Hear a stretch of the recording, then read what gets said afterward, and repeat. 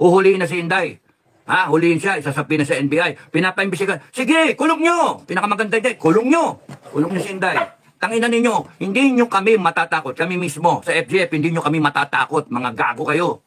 Naghihintay lang yung grupo ko Naghihintay lang. Tanginan ninyo. Okay?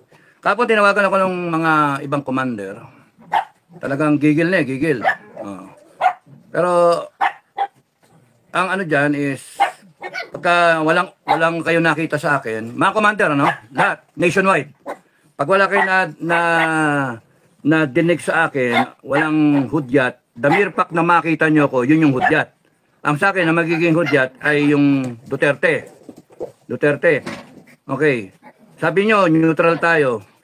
Sabi nyo, neutral. Kaya kailangan neutral. Puti kasi neutral ka, tingnan nyo AFP, neutral. AFP neutral. Okay. Pati AFP sasabunin ko. Sorry mga AFP sasabunin ko kayo. Okay. Yung statement in time, minura-mura ang presidente, minura-mura tapos gigil na gigil din tao. Putangin na ninyo kayo, BBM.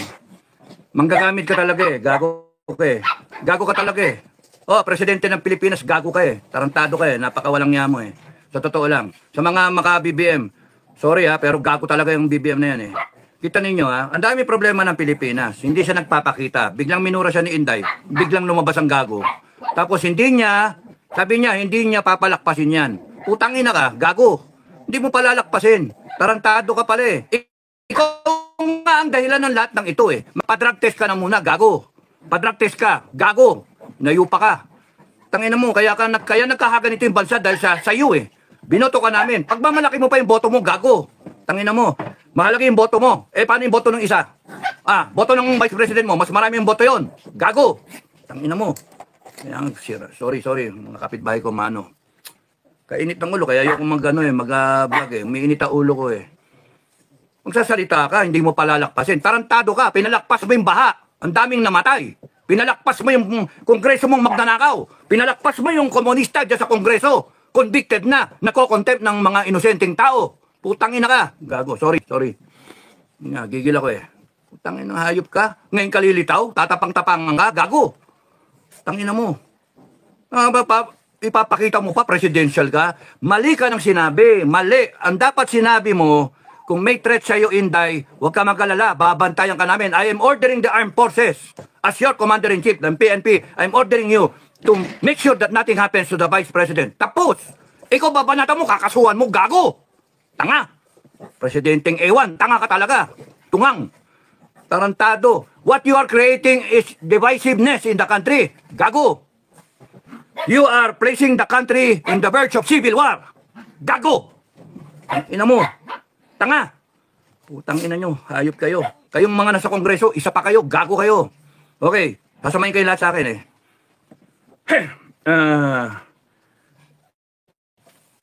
Ang na to, Tanin niyo yung nagtatalong politika. Nagtatalong politika. Kaya nga mini-maintain ko FGF sa gitna tayo. Parang di tayo mawala Parang di tayo mawala. Hanggang walang hudyat, mga ka-FGF, we want to be in the cooler side na nag-iisip. Mga Pilipino na nag-iisip. Kasi pagka sumausaw ka dyan, mawala ka Galit na Galit. Ako galit na galit ako pero kinokontrol ko. Kung nadidinig yung usapan namin ni Bukay, ni Commander Metran, galit na galit ako. Kung nadidinig yung usapan ko sa ibang commander, galit na galit ako. Natatawa nga sila Gigil na gigil ako Pero kinokontrol. Kinokontrol namin, ang galit namin. That's courage. Courage is not just plain na tapang. That's stupidity. Plain tapang, that's stupidity. The courage is the ability to control yourself. Control your fear, control everything. And perform the mission. That's courage. Yung you do the right things. Yung properly, hindi yung ganyan na, ayan na. Putang inang yan. Magano na, magkalsada na tayo. Tangin nang yan, gago. Magkakalsada ka, bakit? Galit ba kayo sa EDSA? Galit kayo sa EDSA? Galit kayo kay Mama Mary? Doon kayo doon nyo dinidirect yung tao. EDSA. Ba't hindi sa Kongreso? Doon kayo galit Yun nga tanong ko bakit hindi sa Kongreso? Ba't hindi sa Kongreso? Nandun yung tapos doon, veterans, punta kayo, support kayo kay Inday, doon kayo magsalita-salita. Ang puta. Sige, veteran. Because you are thinking na ang focal point mo is yung personalities eh. Why not make the focal point yung issue at hand, yung issue? Nakakalimutan yung issue, bangag yung presidente. Bangag, tapos nakawan. Yun yung issue. O nagsalita ang Duterte, sabi ni Digong, na kakusapin niya yung AFP. No, kakusapin niya yung AFP. Tapos nun inaano niya, binabalik niya doon sa mga pera-pera. Because kung lahat kayo nakikinig sa akin, doon kayo pumunta kay Marcos. Ibig sabihin ni Duterte, you demand explanation. You demand. Tangin lang yan. Tato itong Marcos na to, gagamitin mo ngayon yung konstitusyon. Ha? Gagamitin niyo yung konstitusyon laban doon sa kay Sara. Si Inday Sara nga, she's implementing the constitution. She's abiding by the constitution. Kaya kayo nandyan pa. Kasi hindi siya nagtatawag ng revolusyon. Hindi siya nagtatawag ng taong bayan. Tanging mga hayop kayo. Sinabi ko again, Marcos and everyone na connected with Marcos, kaya kayo nandyan, kasi ang mga Duterte, whether they are hesitant or not, ay hindi pa tumatawag ng talagang totoong tao, people power. Wala. Minadinig ba kayo? Minadinig ba kayo? Lumabas na kayo sa kalsada at tapusin na natin to? Minadinig ba kayo? Ang nagtatawag lang, mga vlogger. No? Mga supporter ng vlogger. Mga nananawagan. Supporter na tayo, labas na tayo. Hindi nyo nga, kaya nga nakakainis ang Pilipinas eh. Nakakainis. Dami ko na sinabi, nawala na ako. So una kay Inday, yung statement ni Inday, ano masama doon magalit yung tao? Gago kayo eh. Nagalit yung tao, ano ngayon? Tinatarantado niya yung tao niya. She's just being a leader. Between Marcos and Inday, mas leader tong Inday. Kasi sa iyo, Marcos. Ikaw, Marcos, sinabi na sa iyo, BBM, sinabi sa iyo, ang dapat dyan, pinatigil mo yung Congress sa contempt. Anong ginawa nyo? Dinagdagan nyo pa. Dinagdagan nyo pa ng araw. Tanga kayo. Bopol.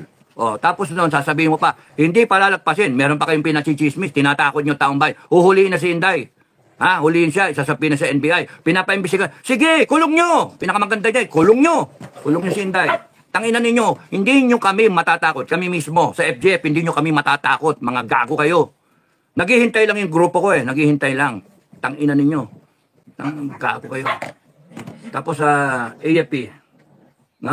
Nabi ko na ba yun kay Marcos?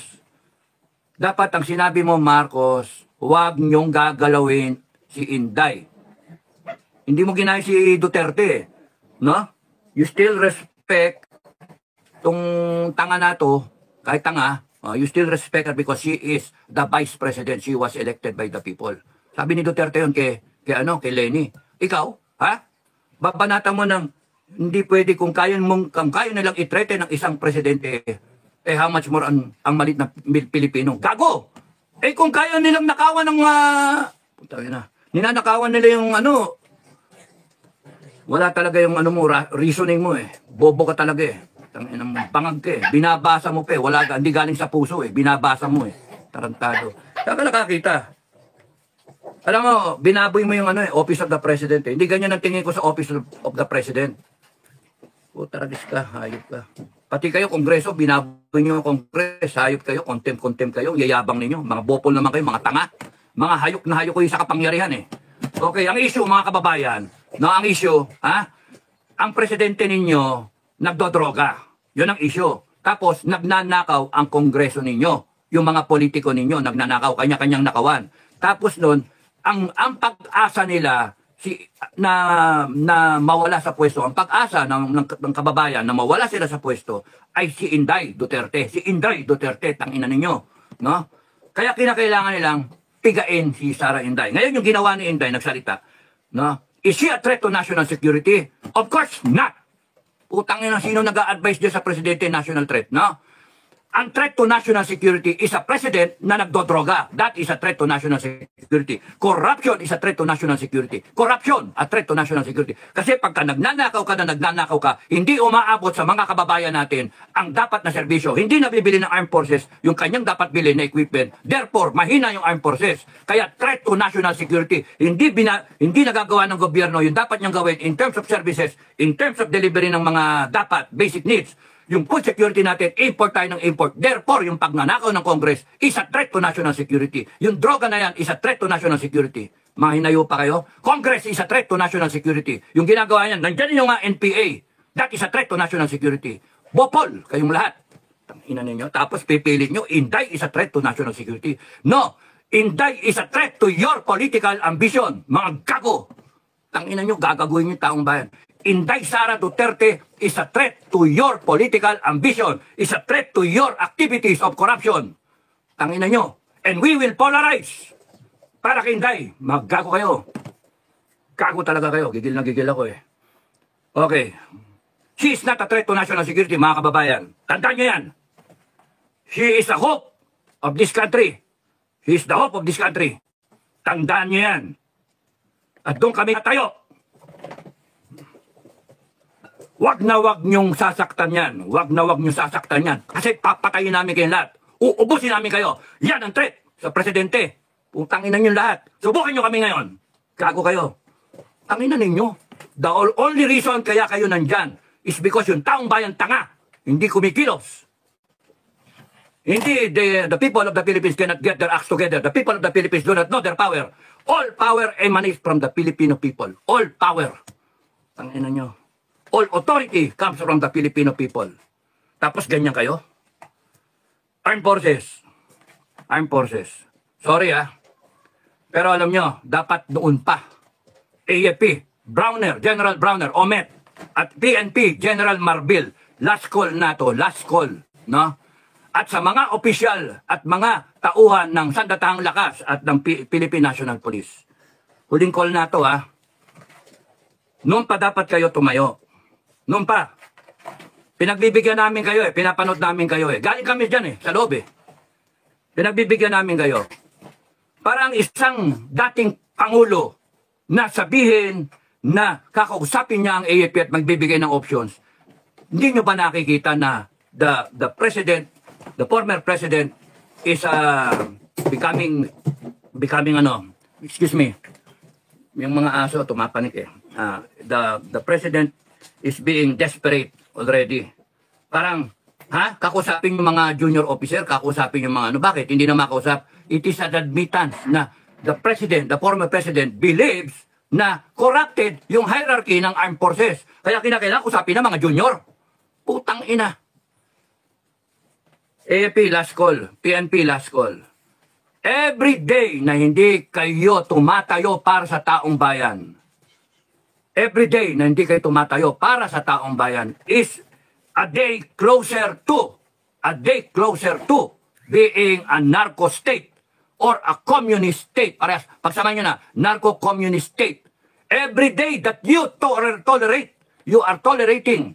Every day that you are tolerating this wrongdoing in government, you are tolerating a president who is taking drugs. You are tolerating an addict president. You are tolerating a Congress na nagnanakaw, abusive of powers. You are tolerating. It means you are with them.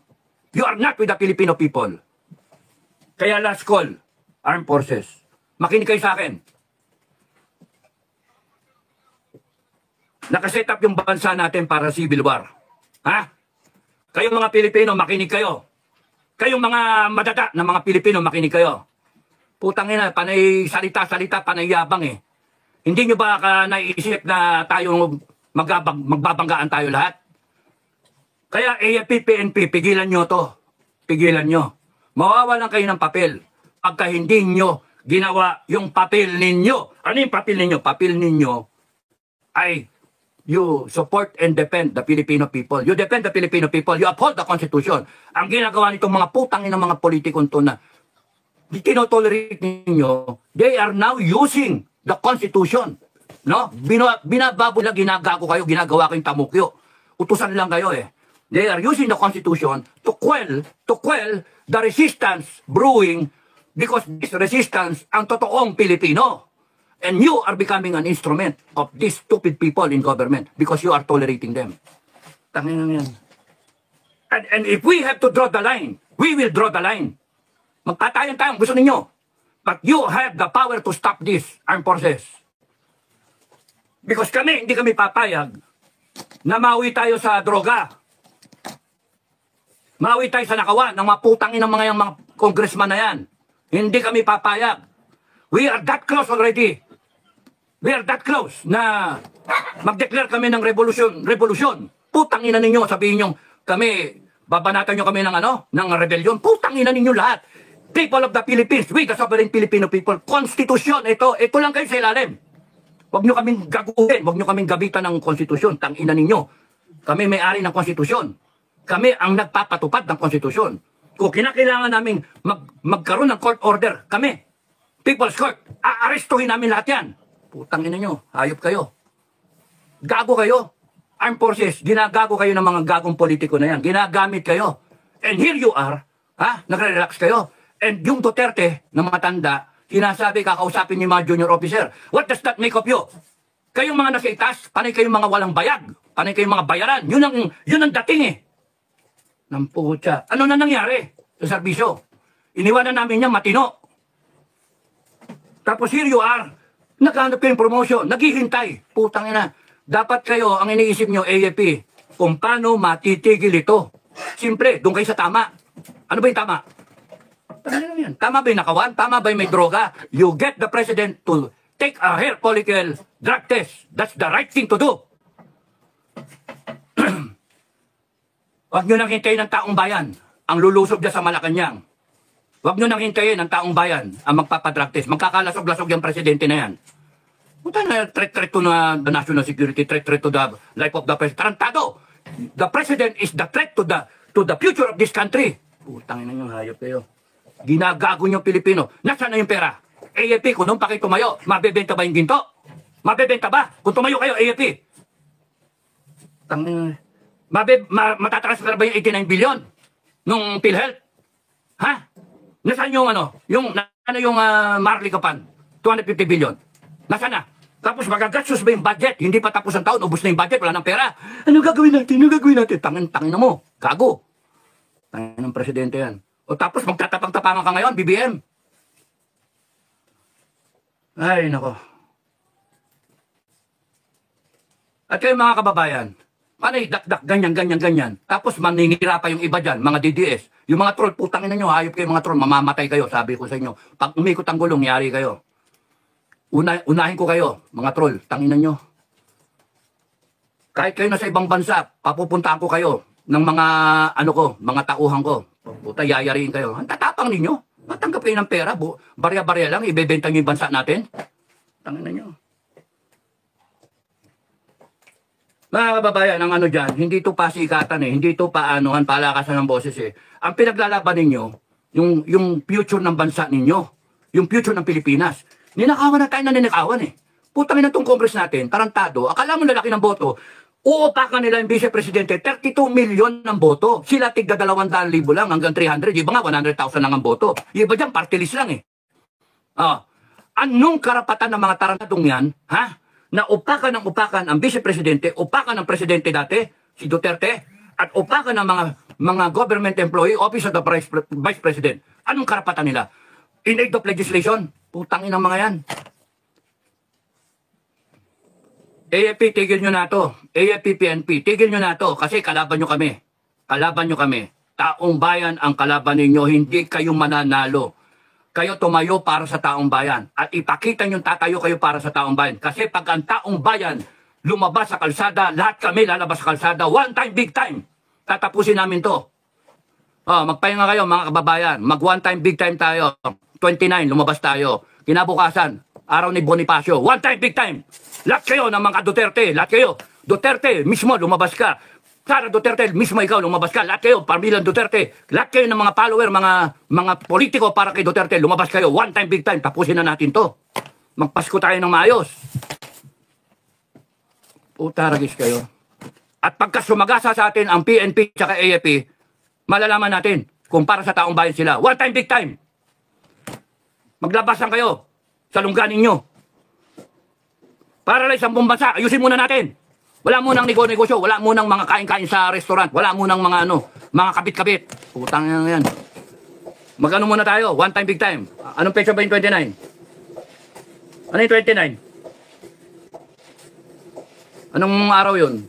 Ano ba ngayon? Wednesday, Tuesday, 26, 27, 28, 29, Biyernes. Oh, alamin ninyo kung saan kayo pupunta. Hindi, sa EDSA ba? Sa EDSA ba o sa Kongreso? Ako, type ko sa Kongreso eh. Gusto ko isara yung Kongreso na yan eh. Putangin ng mga yan. Ano yung abusado? Kayong mga PNP na haharang, na? Kayong mga crowd control, ha? Kayong mga PNP na crowd control, magsuot kayo ng puti na ribbon, ha? Para ipakita ninyo, para kayo sa taong bayan. Police ng taong bayan, ha? Police ng Pilipino, hindi Philippine National Police. Baguhin na natin yung pangalan, no? Police ng Pilipino. Puta lang yan. Baguhin na natin. Pagka nakita nakaputi kayo, hindi kayo sasaktan ng taong bayan. Hindi kayo, protektahan pa ninyo yung taong bayan. Pero yung tumanggap kayo ng order at gawin niyo, titirgasin niyo yung mga tao. Nako, yari kayo sa amin. Yayariin namin kayo. Gusto niyo ng gulo. Hindi kami nagdadala ng gulo. Kayo nagdala ng gulo. AFP, PNP. Kasi hindi kayo tumatayo. Sabi ko nga, every day na hindi kayo tumatayo, you are bringing us closer to a narco state. To a state of communism. Tingnan niyo ginagawa sa Congress. Convicted. Ang putang inang yan, convicted. Nagko-contempt ng isang Pilipino na walang kamalay-malay. Tang inang yan. At in the premise na they're investigating 125 million na OBP na confidential fund. Confidential nga, gago. Tang ina niyo. Tapos yung billion-billion sa presidente, hindi niyo imbestigahan. What kind of legislation will you get out of investigating the OBP na 125 million confidential fund which happened in 2022, 2024 na, 2025 budget ang pinag-uusapan. Tang ina nyo. Tapos nun, pipilit ninyo imbestigahan yung isang single agency. Imbestigahin nyo dapat lahat ng agency na may confidential fund, starting with the Office of the President. O, taragis kayo. Ginagamit yung mga posisyon ninyo, ginagamit yung agency ninyo. Binaboy nyo eh. Sobra-sobra kayong ng power. Sinisita na ako ng asawa ko, mamainit daw ulo ko. One time, big time. Tapusin na natin to. Putang inang yan. Tapusin na natin to. And lahat ng FGF nationwide. Mula 29, hintayin nyo yung hudyat ko. Hintayin nyo, maganda kayo. Ano, AFP, PNP? Ang tanong na lang, lalabas ba kami na armado? Armado! O, pagandaan ninyo. Peaceful, sinasabi nila. Peaceful, mga Duterte, sinasabi nila. Hindi naman peaceful ang gagawin ng mga yan eh. Titirgasin eh. Tingnan yung ginawa sa KOJC. Tanginang yan. Yun na lang pag-uusapan namin eh. Kung lalabas kaming armado o hindi eh. Kung makikisaw-saw kami dyan. Sa rally na yan na walang armas. For the sake of peace, peace ba? Kayong mga Pilipino, hanggat hindi kayo lumalaban, naghihintayan eh. Naghihintayan. AFP, hinihintay kayo. Kayo, naghihintay kayo ng AFP. O ano na nangyari? Wala. At habang walang lumalabas, tumatapang itong mga tarantadong kriminal nato sa gobyerno. Na pinalalabas nila na ano. Alam niyo ba, AFP, PNP, kaya ganyan yan, kaya namamayagpag yung mga gunggong na yan. Kasi alam na alam nila, kaya kayong bilhin. Alam na alam nila, professional kayo kuno. Alam nila, mga ano kayo, mga mahina ang loob, mga walang bayag, na dinadanggil yung promotion nyo. Kung ako nandyan, to hell with it, to hell with promotion. Ang paglalaban natin ay yung taong bayan. Ang paglalaban natin, yung future ng bansa natin. Every day that you delay your action, every day that you defer, what you should have done a long time ago for the Filipino people, hindi nanakaw yung pera. Kasalanan ninyo ngayon. And every day that goes by na hindi kayo kumikilos sa armed forces at PNP, you are tolerating, you are showing that you are tolerating the wrongdoing in government. To hell with that bullshit na, sinasabing we are professionals. Hindi kami makikasaw-saw. Putang inang yan. You are professionals. Anong klaseng professional yun? Nakikita nyo, ninanakawan yung bansa ninyo. Nakikita nyo, durugista yung presidente nyo.